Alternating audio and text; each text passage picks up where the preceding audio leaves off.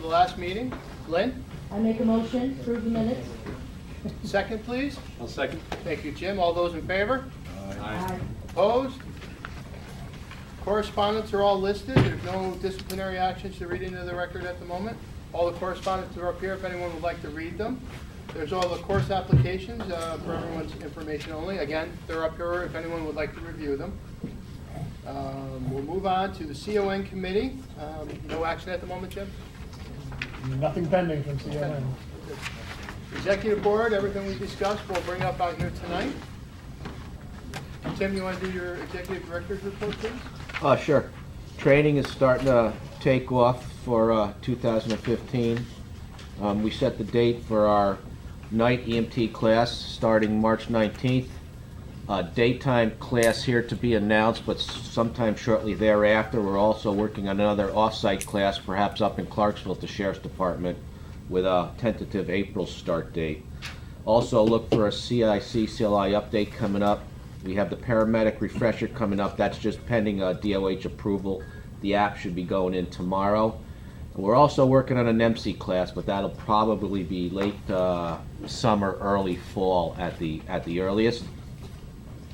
The body of the report, the big thing is we landed a $15,000 grant through the AIDS Institute to help administer and oversee BLS Narcan programs, be they BLS squads, local PD or fire department. We're already working with Albany Fire Department on that. We got 30 kits to those guys about a week and a half ago.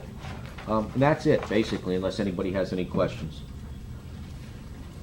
I forgot to read earlier, excused tonight are PJ Keeler, Dr. Jagoda, and Dr. Daly. For treasurer's report, Tim's going to review that because PJ's not here. We're in great shape. No major bills for payment other than the routine bills, and we'd actually be in better shape if we received our outstanding vouchers, training vouchers from New York State. We have some vouchers out there that are about 6 months, 7 months out right now. My understanding is we're not the only program agency in Remsco in the state suffering the delay in payment like this, but we plan on contacting them to try to find out if there's some timeline to see where that money will be materializing.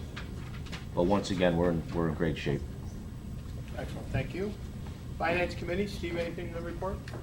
No report other than our investment portfolio continues to perform in the market. Excellent, thank you. Dr. Daly is not here, so the next three reports are all viewpoint. State EMS Council met on January 14th. Steve and Carol, would you mind reporting on that?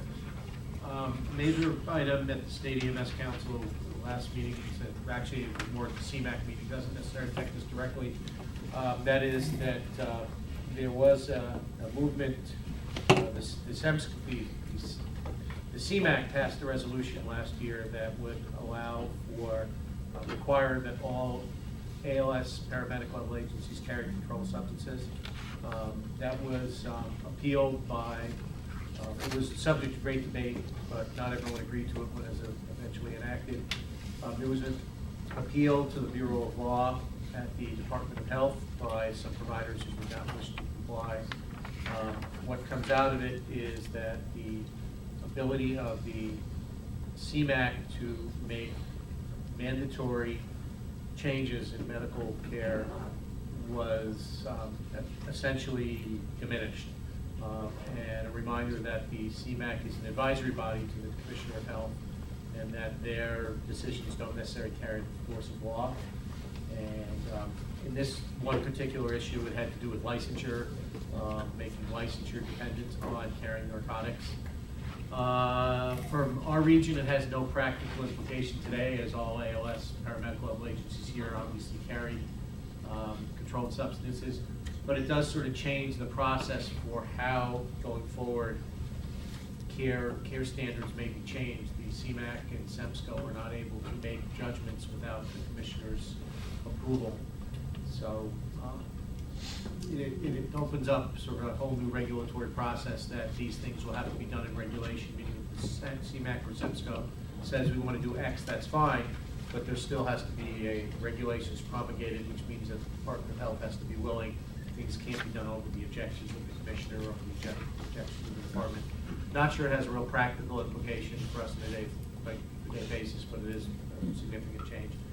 The other thing that's happening is TAG at the State EMS Council level has started to move forward recommendations on reducing the number of instances where a patient needs to be backboarded and kept on a backboard, moving probably towards best practices being adopted around the country.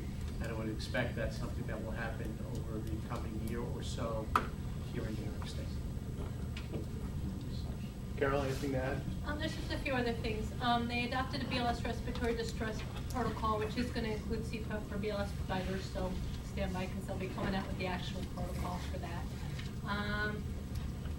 Steve mentioned the changes to suspected spinal injury. They're going to be coming out with protocols for that.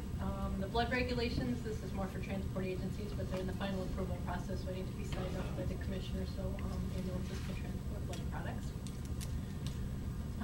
Schools are now included in the EpiPen legislation, similar to the camps and how EMS got into it. Now schools are, so they're included. So I'm guessing the price of EpiPens will now go up another $200 a pen or something crazy like that. But anyway,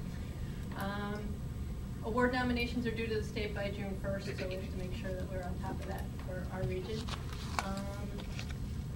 And let's see, safety, which is a committee I happen to be on, is working on the reportable incident form. You know the form that you're supposed to fill out. There's a bunch of reasons, person injured, required medical treatment, injury to a patient, things like that.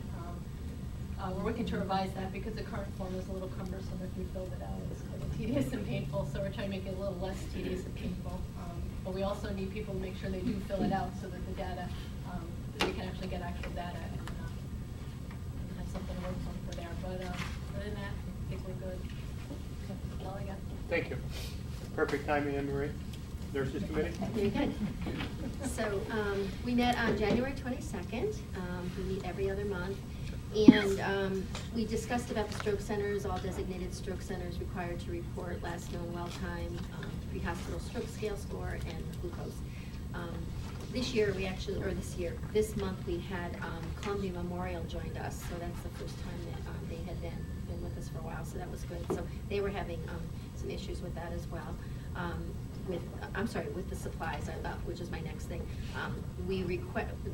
It was discussed that that one-for-one exchange of supplies, some of the hospitals are having issues with that again. Columbia Memorial actually had mentioned that as well, but some hospitals in Albany and actually in Troy. So we were just going to say, maybe sometimes when you send out that memo, Tim, it usually does help, and usually they kind of better for a while. Should be a monthly reminder. I know, and I think, what the nurses were saying is that a lot of the, not a lot, but several of the ambulance attendants will kind of go to newer nurses or nurses that might not know kind of what the protocols are and saying this, so they're kind of, going throughout the department, and if one person says no, they're going to somebody else so that they can get what they want. I told them I would bring that here. PCRs are very difficult to read, especially when you get copies of them. Is there anything where they're all going to be electronic? Has that been discussed at all? And we're saying